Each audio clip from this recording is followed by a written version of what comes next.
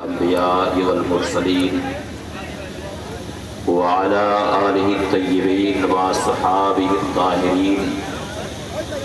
وعلى من تبعهم بإحسان إلى يوم الدين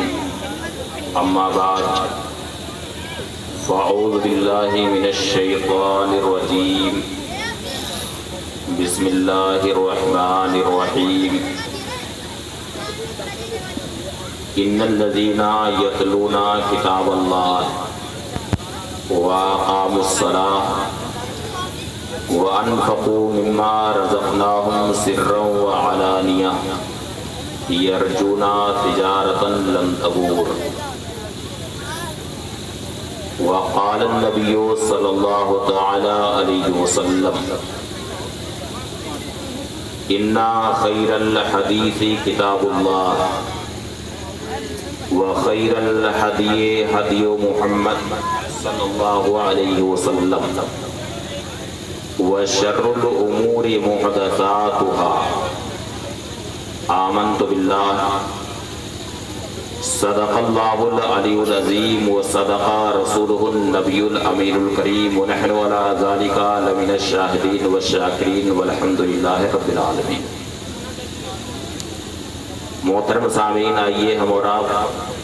سب سے پہلے بارگاہ رسالت مآب صلی اللہ علیہ وسلم میں ہدیہ درود و سلام پڑھ لیں. اللہم صلی اللہ سیدنا شفیعنا نبینا حبیبنا مولانا محمد وبارک وسلم صلی اللہ علیہ وسلم علیکہ یا رسول اللہ صلاۃ و سلام علیکہ یا رسول اللہ صلی اللہ تعالی علیہ وسلم. آپ حضرات پورے اطمینان و سکون کے ساتھ بیٹھیں. میں زیادہ وقت نہیں لوں گا. ہمارے امام صاحب نے پہلے ہی سے اعلان کر رکھا ہے کہ چند کلمات کی شکل میں خطبہ صدارت پیش کریں گے اور وہ بھی بڑے مختصر اور محدود وقت میں. ہمیں خود اپنے مہمان خطیب سے خطاب سماعت کرنا ہے، اس لیے ہم سب کو مل کر کے یہ کوشش کرنی چاہیے کہ زیادہ سے زیادہ وقت اپنے مہمان خطیب کو دیا جائے. آج ہم اور آپ دارالعلوم عزیزیہ اہل سنت شمس العلوم کے چھٹے سالانہ جلسے دستار حفاظ کرام وہ فیضان قرآن کانفرنس میں بیٹھے. یعنی آج دارالعلوم عزیزیہ اہل سنت شمس العلوم کی یہ چھٹی فصل بہار ہم دیکھ رہے ہیں. یعنی جو کھیتی یہاں لگائی گئی اس کی 7ویں فصل آج ہم لوگ کاٹ رہے ہیں. علم و عرفان کی جو یہاں شمع روشن کی گئی آج اس کی روشنی سے فیضیاب ہونے والے حفاظ کرام کا یہ چھٹا قافلہ آج ان کے سروں پر دستار حفظ انشاءاللہ تھوڑی ہی دیر میں سجائی جائے گی. اور حقیقت یہ ہے کہ یہ سب فیضان ہے اس مرد حق آگاہ، مرد قلندر حضور حافظ ملت علیہ رحمت و رضوان کا، جنہوں نے مبارک پور کی سرزمین پر ٹوٹی چٹائی پر بیٹھ کر ہزاروں تشنگان علم کو اپنے علم و عرفان کے چشمے سے سیراب کیا اور محدث، مفتی، مناظر، اہل قلم، یعنی جس میدان میں بھی کام کی ضرورت تھی ہر میدان میں انہوں نے نامعلوم کتنے لال و گوہر پیدا کیا اور اسی لال و گوہر میں سے ایک قیمتی لال کو انہوں نے اپنے ایک تلمیذ رشید کو یہاں پر انہوں نے تقریباً نصف صدی پہلے بھیجا، جنہوں نے یہاں شجر علم لگایا اور بہت سے لوگوں نے ان کے خدمت علم سے خوشا چینی کی، اور یہ ساری بہار آج ہم جو دیکھ رہے ہیں یہ انہی علماء کا فیضان ہے جنہوں نے الجامعۃ الاشرفیہ اور دیگر علمی درسگاہوں سے علم حاصل کیا۔ اس لیے آج کی اس مبارک فیضان قرآن کانفرنس میں میں دارالعلوم عزیزیہ اہل سنت شمس العلوم کے اساتذہ کو مبارکباد پیش کرتا ہوں، خاص طور سے دارالعلوم کے پرنسپل حضرت مولانا محمد غوث صاحب، اور خاص طریقے سے حفاظ کرام کا یہ جو قافلہ تیار ہوا اور لگاتار یہ چھٹی فصل بہار جو ہم اپنی آنکھوں سے دیکھ رہے ہیں، اس میں خاص طور سے جن کی جد و جہد کا دخل ہے، میں اس کے لیے مبارکباد پیش کرتا ہوں حافظ و قاری مصطفیٰ رضا زیدہ مجدو کو، جن کی بافیض درسگاہ سے درجنوں کی تعداد میں طلبہ نے فیض حاصل کیا، اور آج وہ حافظ قرآن بن کر ملک کی بہت ساری مساجد میں قرآن پاک سنا رہے ہیں اور فیضان قرآن سے خود بھی مالا مال ہو رہے ہیں، اور اپنے گھر والوں کو بھی قرآن کریم کے فیض سے مالا مال کر رہے ہیں۔ اس لیے میں آج کی اس اجلاس میں دارالعلوم عزیزیہ اہل سنت کے تمام اساتذہ، اراکین، معاونین، مخلصین سب کو میں مبارکباد پیش کر رہا ہوں، اور چونکہ میں نے ایک مختصر سی آیت کریمہ پڑھ دی ہے، اس لیے اس کے تعلق سے محض اس کا ترجمہ سناؤں گا، اور صرف ایک حدیث شریف سنا کر کے آپ حضرات سے رخصت ہو جاؤں گا۔ اس کے بعد پھر آپ کو خصوصی خطیب سے خطاب سماعت کرنا۔ اللہ رب العزت نے ارشاد فرمایا، ان الذین یتلون کتاب اللہ واقاموا الصلاۃ وانفقوا مما رزقناہم سرا وعلانیہ یرجون تجارتا لن تبور۔ بے شک وہ بندے جو اللہ کی کتاب کی تلاوت کرتے ہیں، یعنی قرآن حکیم پڑھتے ہیں، قرآن پاک کی صبح و شام تلاوت کرتے ہیں، وَأَقَامُوا الصَّلَاةَ، اور ساتھ ہی ساتھ نماز کی بھی پابندی کرتے ہیں، نماز قائم رکھتے ہیں،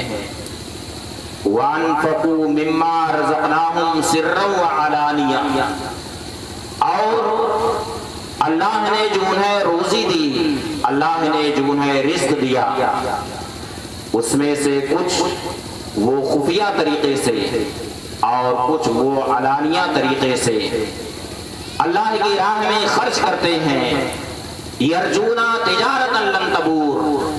ایسے بندے ایسی تجارت کے امیدوار ہیں جس تجارت میں کبھی کوئی گھاٹا نہیں ہو سکتا، اس میں کبھی کوئی نقصان نہیں ہو سکتا۔ آپ بہت ساری تجارتیں کرتے ہیں، کوئی ضروری نہیں ہے کہ آپ کی تجارت کامیاب ہو، نہ معلوم کتنی تجارت ہوتی ہے، کتنے کاروبار ہوتے ہیں، کچھ دنوں تک تجارت چلتی ہے، لیکن چند دن گزر جانے کے بعد تجارت فیل ہو جاتی ہے، ساری تجارت ناکام ہو جاتی ہے، سارا کاروبار فیل ہو جاتا ہے۔ لیکن قرآن کریم کی تلاوت اور نماز کی پابندی اور اللہ کی راہ میں خرچ کرنا، یہ ایسی تجارت ہے کہ اللہ رب العزت ارشاد فرماتا ہے کہ تجارت لن تبور، ایسی تجارت ہے، ایسا یہ کاروبار ہے، ایسی تجارت ہے کہ اس میں کبھی کوئی گھاٹا نہیں ہو سکتا۔ اس لیے میں تمام حفاظ کرام کو ایسے موقع پر مبارکباد پیش کرتا ہوں، اور ساتھ ہی ساتھ ان کے والدین کو بھی مبارکباد پیش کرتا ہوں۔ وہ اس لیے مبارکباد پیش کرتا ہوں کہ معجم طبرانی کی ایک حدیث شریف ہے۔ معجم طبرانی کا نام کم ہی آپ لوگ سنتے ہو، جیسے بخاری شریف حدیث کی ایک بہت بڑی کتاب ہے، مسلم شریف حدیث شریف کی بہت بڑی کتاب ہے، ایسے ہی طبرانی شریف بھی حدیث کی ایک بہت بڑی کتاب ہے۔ طبرانی شریف کی معجم اوسط کی حدیث، نبی کریم صلی اللہ تعالی علیہ وسلم نے ارشاد فرمایا، یجیء القرآن یوم القیامہ کالرجل الشاہب، یعنی قیامت کے دن قرآن کریم ایک نحیف مگر خوبصورت انسان کی طرح قیامت کے دن آئے، اور وہ حافظ قرآن سے قیامت کے دن کہے گا۔ حدیث شریف کے الفاظ ہیں، فَيَقُولُ لِصَاحِبِهِ هَلْ تَعْرِفُنِي، یعنی قرآن کریم قیامت کے دن حافظ قرآن کے پاس آئے گا اور حافظ قرآن سے کہے گا، هَلْ تَعْرِفُنِي، اے حافظ قرآن کیا تم مجھے پہچانتے ہو کہ میں کون ہوں؟ حافظ قرآن قرآن کریم سے کہے گا کہ میں تمہیں نہیں پہچانتا کہ تم کون ہو۔ قرآن کریم حافظ قرآن سے اس وقت کہے گا، انا الذی اسہر لیلک واضمی حواجرک، اے شخص میں وہی قرآن کریم ہوں جس کو تو نے اپنے سینے میں محفوظ کر رکھا تھا، اور مجھے یاد رکھنے کے لیے، اپنے سینے میں محفوظ رکھنے کے لیے تو شب بیداری کیا کرتا تھا، رات میں سوتا نہیں تھا، رات میں تو بیٹھ کر کے مجھے پڑھا کرتا تھا، اللہ کے کلام کی تلاوت کیا کرتا تھا، میری وجہ سے تو شب بیداری کرتا تھا، رات کو سوتا نہیں تھا، وہ سنیو حواجر کا، اور دن میں بھی تو مجھے پڑھا کرتا تھا، بھوکا پیاسا رہ کر کے تو اللہ کا کلام پڑھتا تھا، نہ دن میں تو آرام کرتا تھا، نہ رات میں تو سوتا تھا، دن میں بھوکا پیاسا رہ کر کے ٹوٹی چٹائی پر بیٹھ کر کے تو مجھے پڑھا کرتا تھا، مجھے میری تو تلاوت کیا کرتا تھا، اور رات میں تو شب بیداری کرتا تھا، رات میں بھی تو مجھے پڑھا کرتا تھا، میں وہی قرآن کریم۔ سبحان اللہ۔ یاد رکھیے کہ قرآن کریم قیامت کے دن حافظ قرآن کو تلاشتا ہوا اس کے پاس آئے، اور قیامت کا دن کتنا سخت دن ہوگا یہ تو آپ اچھی طرح سے جانتے ہیں کہ قیامت کے دن سورج کتنے نیچے آ جائے گا، زمین تانبے کی ہوگی، نفسی نفسی کا عالم ہوگا۔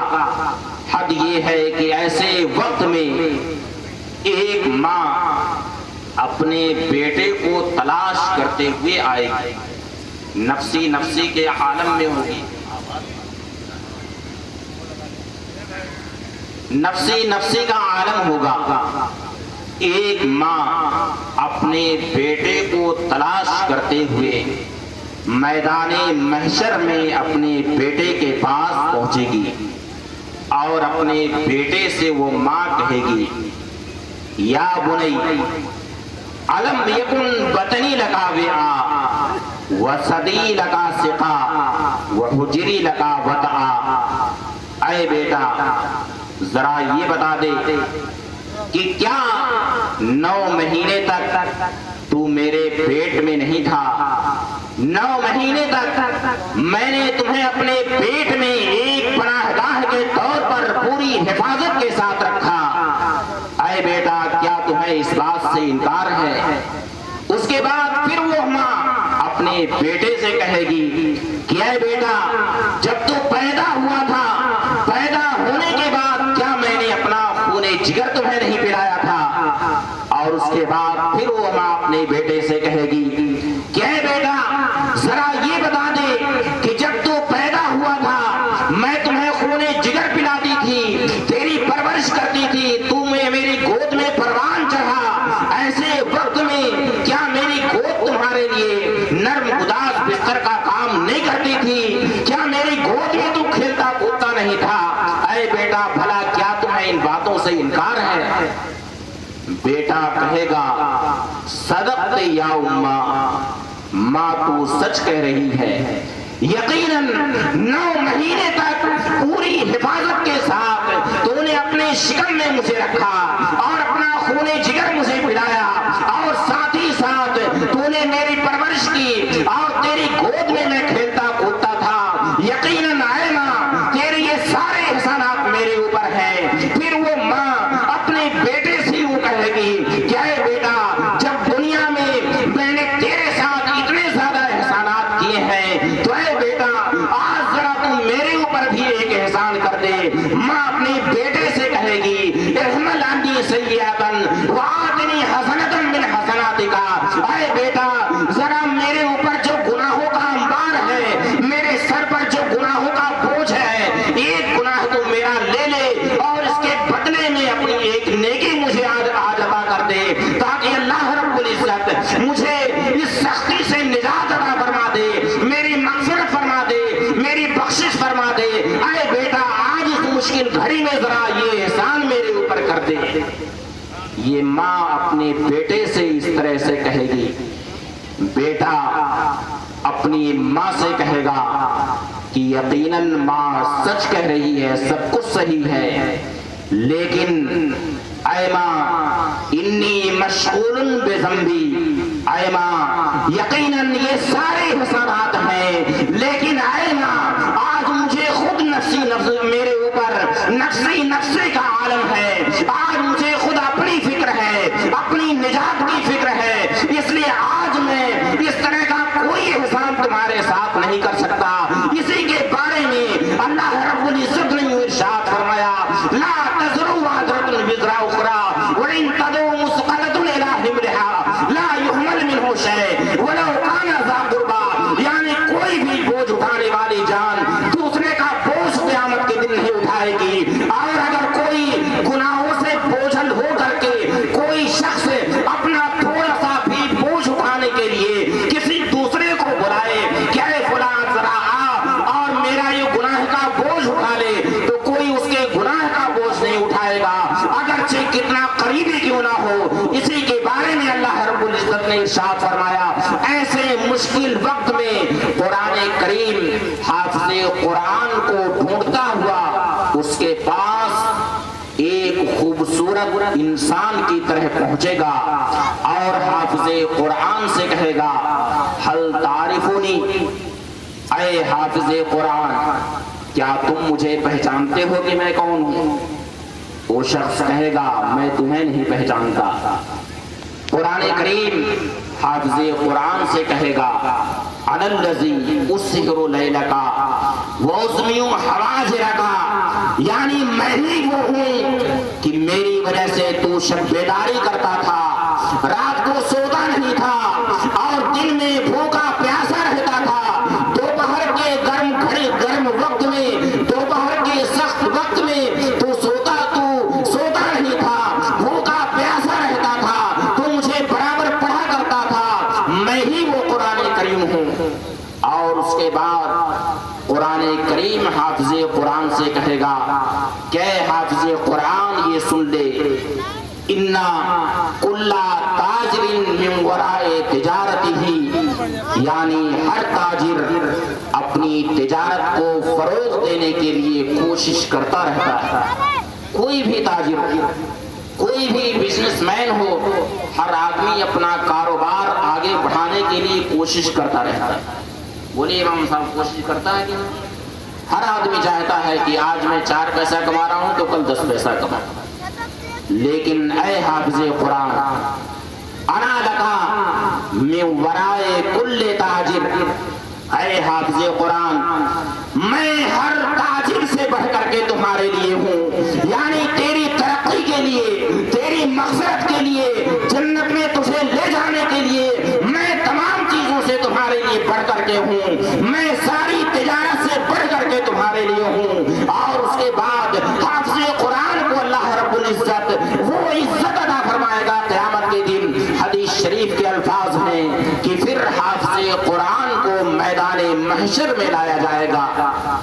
اور الفاظ ہیں حدیث شریف کے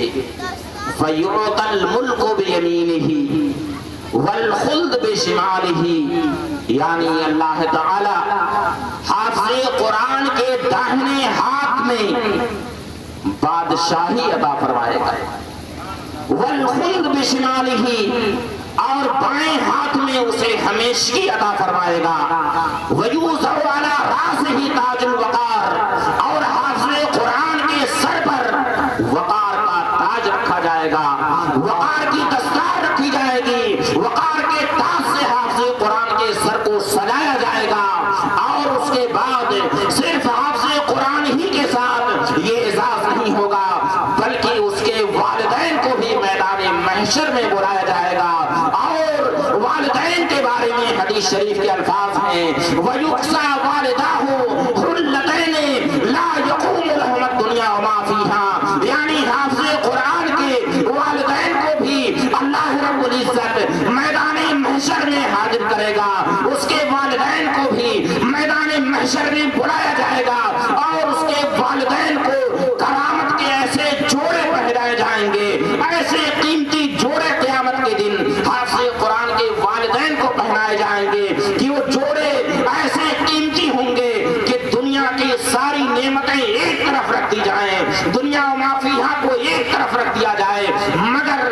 جو حافظ قرآن کے والدین کو کرامت کے جوڑے قیامت کے دن اللہ رب العزت عطا فرمائے گا، دنیا و ما فیہا ان جوڑوں کے برابر کبھی بھی نہیں ہو سکتے۔ اور اس کے بعد حافظ قرآن کے والدین اللہ رب العزت کی بارگاہ میں یوں عرض کریں گے اَنَّا لَنَا هَذَا یا رب، اے پروردگار اس میدان محشر میں جہاں سارے اولین و آخرین اکٹھا ہیں، نفسی نفسی کا عالم ہے، اے پروردگار ہمارا کون سا عمل تیری بارگاہ میں مقبول ہو گیا ہے کہ ایسے اولین و آخرین کے اتنے عظیم مجمع میں میدان محشر کی اس بھیڑ میں اے پروردگار تو ہمیں کرامت کے ایسے جوڑے عطا فرما رہا ہے کہ دنیا ما فیہا ان جوڑوں کے برابر نہیں ہو سکتے ہیں، اے پروردگار ہمارا کون سا عمل تیری بارگاہ میں مقبول ہوا ہے؟ اللہ رب العزت ارشاد فرمائے گا بِتَعْلِيمِ وَلَدِكَ القرآن، اے بندو آج تمہارا کوئی عمل میری بارگاہ میں، یعنی تمہیں جو آج یہ اعزاز عطا ہو رہا ہے، تمہیں کرامت کے جوڑے عطا